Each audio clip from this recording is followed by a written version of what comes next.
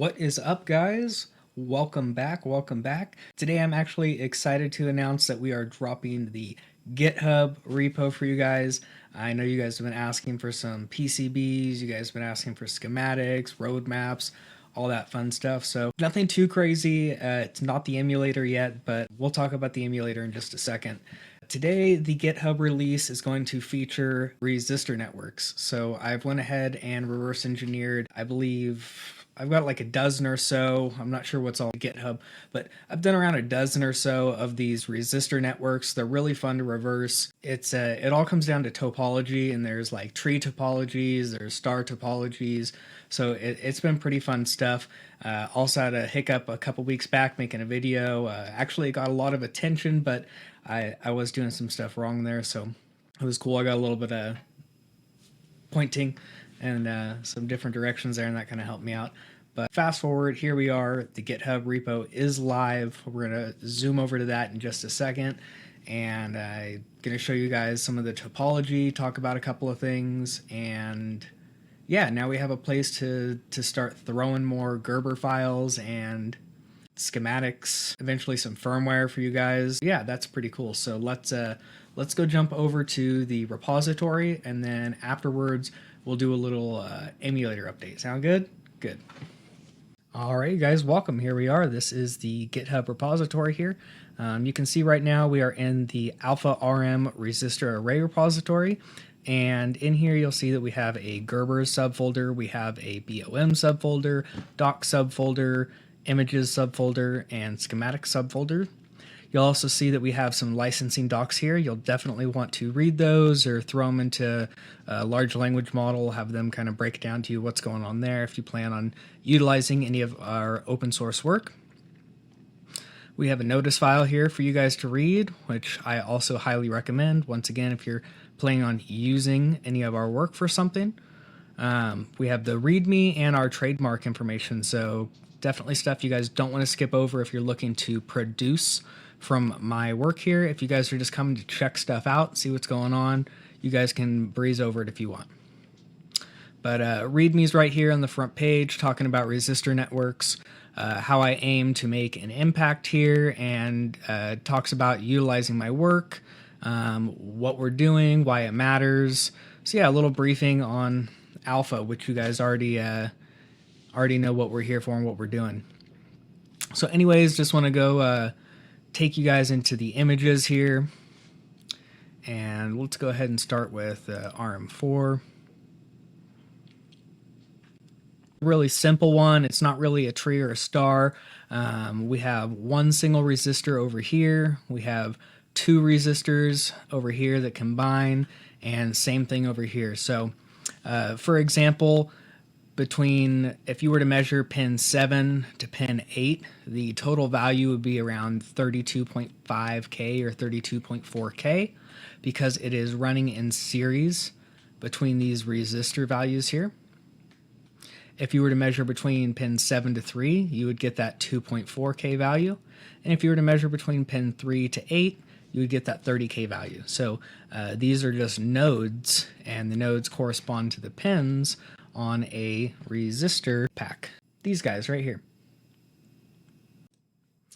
So yeah, this is a really simple network here. And then if we go over here to the schematics, we can jump into RM4. And this is the schematic view for you guys. And basically, it'll show you the schematic layout, the resistor bank, the headers, little screen captures. I might update this with higher quality images. They're kind of not the greatest qual, but they're in here. So yeah, there are schematics that are attached to that same exact diagram I showed you guys. And then we can also go into this PCB view folder, and we can find RM4 in here. And you can see what the PCB view looks like of the RM4 that I designed, front and back.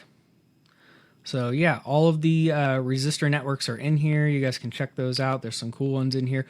RM1's one of the cooler ones. It's got like 10 resistors or something like that going on in there. But yeah, so check these things out. There's plenty of boards in here to look at. This is the home for it. And then, of course, these boards you can actually produce yourself. So those can be produced by going into the Gerbers on the side here. And in the Gerbers, you have all of the Gerber files right here. So you can just download the zip, and then you can upload that zip to JLPCB or whoever your supplier is. If you want them to be in purple, like I would recommend them since they are alpha design boards, definitely make sure you tick off the box for purple. What else are we missing here? Oh yeah, if you guys are going to assemble these PCBs, it helps to have a BOM. So included is the BOMs. And they're broke down really simple here with the sizes I used. I like to use a lot of 0402 components. I know you guys hate working with that stuff, but I like 0402, keeps the stuff small. We have our values, our locations, our quantity. It's a really simple BOM that is in here, but it's there. So it's a start, it's a home. This is the beginning of the alpha GitHub. So yeah, pretty exciting stuff there. Okay, so back to the topic of the emulator. Me and Dennis have made some more headway on the emulator. Live updates are happening. Still having a couple issues with the live updates being really consistent. So that is just something in the code that we have to dial in. Dennis is working hard on that firmware for us. I did make a couple of hardware changes. I'm just kidding. It is not this big. This is an old alpha chunky board. I figure we go ahead and talk about that today. But yeah, I made a couple of gating changes on the emulator and kind of solved some issues with doing uploads with the emulator out of the car versus in the car versus with the car ECU powered on and the ECU powered off. There's like low drain states versus high output states. So just had to clarify a couple things with that and get that logic tied in. So yeah, the hardware is all pretty sound. It is done. And we got some kitty activity in the background. Yeah, so let's talk today a little bit about this guy right here, the Alpha Chunky. I don't think I've done much public discussion about this thing. So yeah, the Alpha Chunky. This is a RP2350 based emulator, of course, and it utilizes a set of buffers all the way around. There's a total of 12. Yeah, 12 buffers on this thing, input and output buffers. It uses 2 FRAM chips for banks 1 and bank 2, and it uses some simple inverters to flip the logic as well as to handle the timing swap. So it's really simple technology. It has several inputs you can use on the ECU as well. This is primarily a programming header up here, but it could be repurposed. Some of the pins can be repurposed. Yeah, it's got a really small 3.3 volt power regulation circuit on it. Let's go ahead and pop this thing out of here. So here is the... Man, I don't want to cut myself off here. There we go. Here is the back view of this guy. You can see we got an FRAM chip, and we've got a couple of buffers here hiding on the back side. We've also got that RP2350 hanging out in the top corner there, as well as a flash chip. We have a couple of tantalums on here for helping with the power regulation and stability.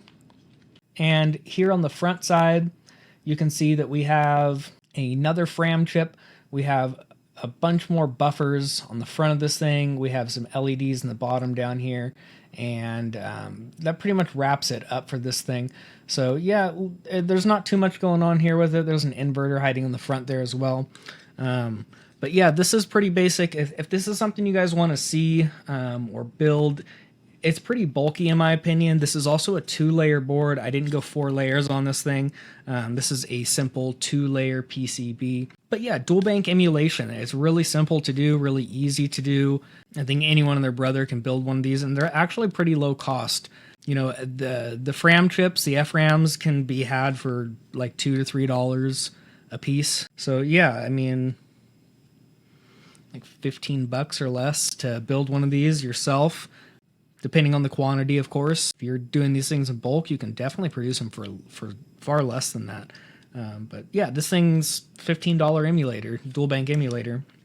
Maybe that's something we'll do in the next video. I've had some people go ahead and request stuff on the emulators, even though it's not done. They want to see, you know, previous models or where I fucked up. I don't know, something like that, so that they can have a starting line, guideline of how to build their own device, which I'm cool with. But I mean, in all honesty, it's probably gonna set you back to build off of my previous revisions, because they have hiccups and errors. I learned a lot along the way in this project. There was a lot of revisions. I think we talked about like 9 revisions or something last time.